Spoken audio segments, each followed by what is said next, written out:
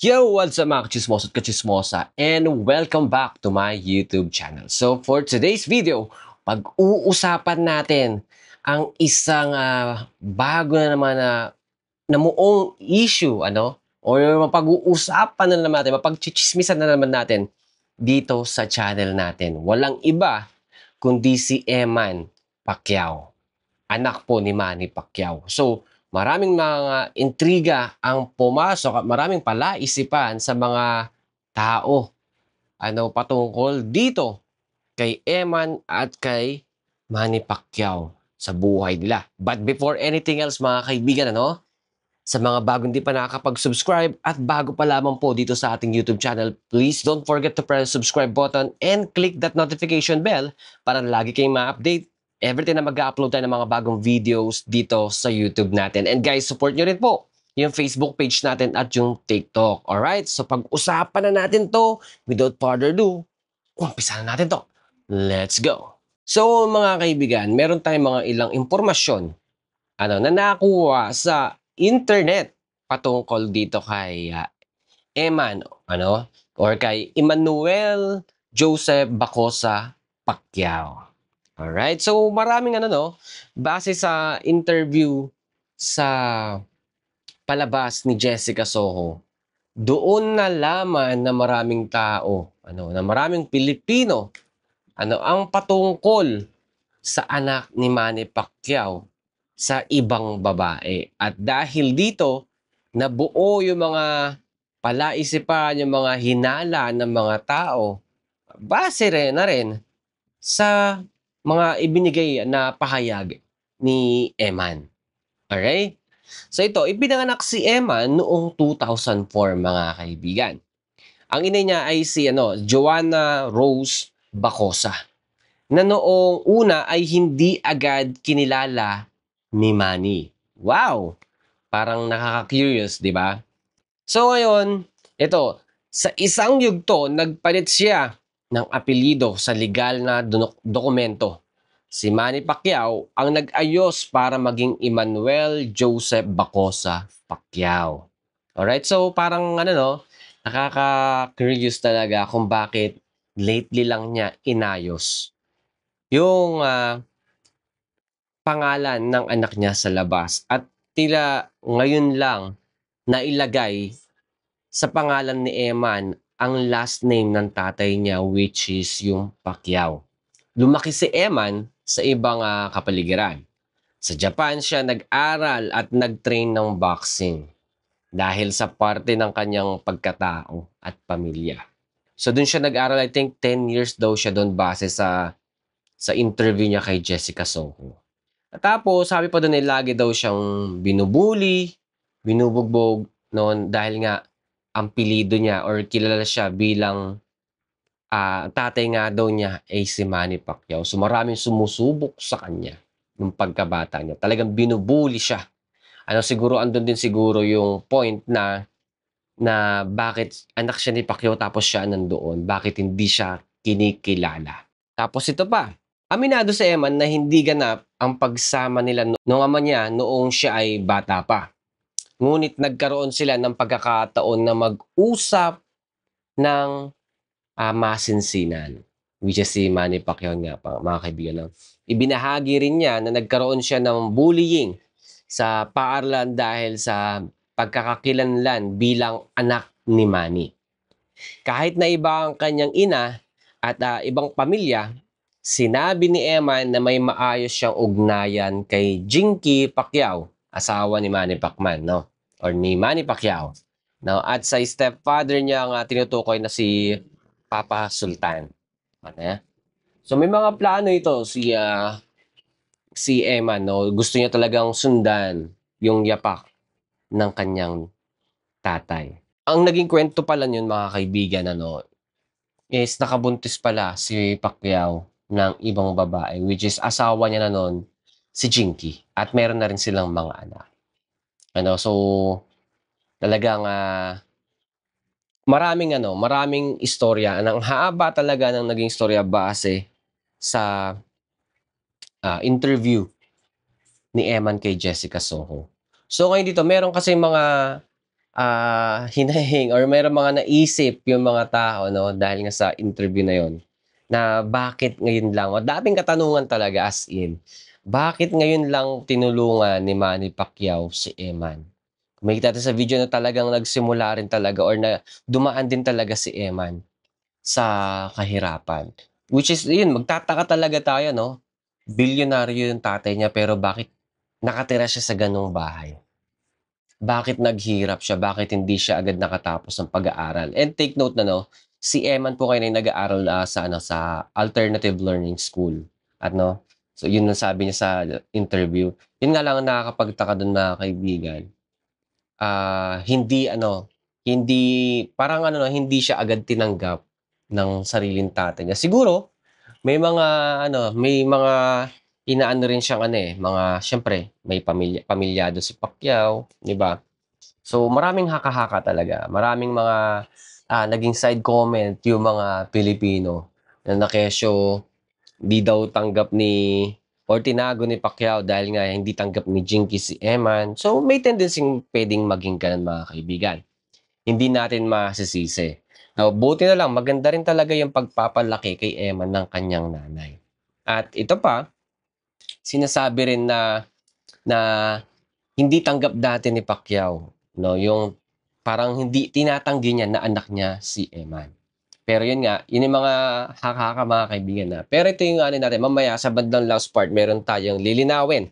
Ano, para siyempre, ma-open din yung mind ng iba na huwag lagi sa negatibo. Ano, so ngayon, ang tinatakal sa atin kasi ngayon is yung mga negative feedback muna ng mga tao. So yun mga kaibigan, ano, madaming mga sinasabi sila ng mga negative kay Pacquiao at saka kay Jinky na kesyo, yun nga ang yaman nila, meron na silang lahat-lahat pero hindi nila natulungan yung nag-iisang, anak ni Pacquiao, which is si Eman nga. So ganito, meron naman kasi silang, both side diyan, merong, ah, ano rin, karanasan din na hindi madali. Unang-una, sige unahin natin, si Eman, sige kay Eman na tayo. Sabihin na natin yes, nahirapan talaga siya, nag-suffer din siya, nakaranas siya ng mga pambubuli at siyempre yung kasabikan niya na makasama yung tatay niya.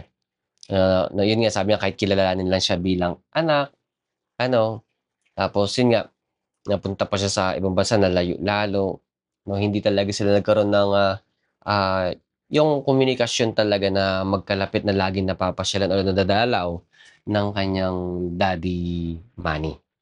So ayun, meron sakripisyo dun siyempre tapos buti na lang mabait yung nanay ni ano, ni Eman at sa nakikita ko malawak yung pang-unawa ano ng nanay niya na si ang pangalan ni Joanna Rose Bacosa. Tapos eto, siyempre ang dami nilang sinasabi ng mga Pilipino na pangit na salita kay Jinky. Ano, kesyo daw na gano'n-gano'n, matapang daw na ayaw talaga niya, mga gano'n nga, you know. So, siyempre, may ano rin, may pinagdaanan din si Jinky do'n. Siyempre ano, nanay din siya, asawa siya, may mga anak din siya. Naiintindihan natin yung part na nasaktan din siya na hindi niya iniwan yung pamilya niya, si Pacquiao, pinatawad pa rin niya sa kabila ng nagawa ni Manny, 'no. So, grabeng sakripisyo din yun. Sinalo niya lahat yun. Yung paghihirap niya na sa ginawang pagloloko ni Manny Pacquiao. Ano, so yun nga, at least kahit papaano is at the end naging okey pa rin sila. Pero marami talaga mga Pilipino talaga na alam mo yun na nagsasabi ng kung ano-ano, na mapapangit, ano. So tapos na yun mga kaibigan, tapos na yun. Nakalampas na sila doon. Ang importante, eh, patawaran na po sila. So hindi rin biro kasi talaga yung pinagdaanan ni Jinky Pacquiao. Siyempre inilaban niya yung pamilya niya. Hindi siya pumayag na masira ng tuluyan yung pamilya niya, lalo na meron silang mga anak, ano. So at least sabi nga ni Eman, okey naman din ang naging, relasyon nila. Kasi yan kasi talaga ang naging ano, eh, usap-usapan ng mga maraming Pilipino, yung mga tsismisan nila. Ano na kesyo hindi talaga gusto ni Jinky si Eman at hindi niya tanggap. Kaya itinago rin ni Pacquiao. Yun lang, ang nakakalungkot nga lang ano, hindi natin talaga maiiwasan na mapaisip talaga na yun nga, may kaya si Pacquiao, nasa kanya na lahat. Tapos yung anak niya, yun lang, kailan lang siya na ano na nagkaroon ng pagkakataon na magamit yung pilido ng tatay niya. Tapos nakatira siya sa ganong klaseng bahay lang, napakasimple lang compare sa mga anak nila Jinky na alam mo yon may yung mga pananamit nila, magagarang sasakyan, ano, kagamitan. No, makikita naman natin sa mga video. May nakita nga ako isang picture ng isang anak ni Pacquiao, sapatos pa lang, Louis Vuitton na, di ba? So, ang ganda. Talagang may kaya, mayamang tao. Tapos si Eman, parang kay Eman talaga kasi nakita, ano, yung parang kahit papaano naranasan din niya yung naranasan ng tatay niya. 'Di ba, yung nakakaranas siya sa paghihirap. Sa tingin natin, sa tingin ng maraming Pilipino, ano is, si Eman talaga yung susunod talaga sa yapak ni Pacquiao dahil nga may hugot siya sa buhay niya. Pero at least, at the end of the day ano, is naging okey pa rin sila kahit na maraming, haka-haka na ngayon lang, nila tinanggap si Eman kasi nga nakikilala na sa pagbo-boxing. Though hindi natin masisisi yung maraming Pilipino na yun ang sabihin. Kasi nga, bakit ngayon nga lang ba? Ano? Pero to cut this story, para matapos na po, mga kaibigan, at mahinto na yung mga rumors na maraming Pilipino, ayan, tandaan po natin, naging okay na po sila at masaya po sila, nagkapatawaran po. Ang importante, yung peace sa sarili nila ay meron na sila. Nasa kanila na yung peace.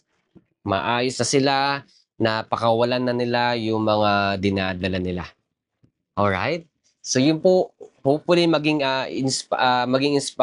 inspirasyon itong kwento ni Eman sa ating mga Pilipino na wag po tayo basta-basta maghusga ng kapwa natin. At kung meron tayong pinagdadaanan, laban lang, maging optimistic lang po tayo sa buhay natin. Huwag tayo magpadala sa negatibong epekto ng sitwasyon sa atin. Kailangan step forward lang katulad ng ginawa ni Eman na hindi siya nagtanim ng sama ng loob sa magulang niya.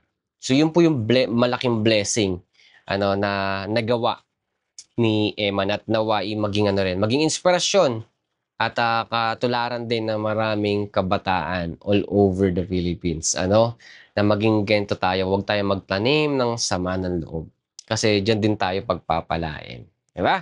Alright, so I think hanggang dito na lamang po itong vlog po natin. And thank you so much po sa lahat po ng patuloy na sumusuporta dito at nag-aabang sa mga ina-upload natin video dito sa ating channel. At sa mga bago hindi pa nakakapag-subscribe at bago lamang po dito sa ating YouTube channel, please don't forget to press the subscribe button and click that notification bell para lagi kayong ma-update every time na mag-upload tayo ng mga bagong videos dito sa YouTube natin. And guys, support nyo rin po yung Facebook page po natin at yung TikTok. Okay? So guys, see you on my next vlog. Bye!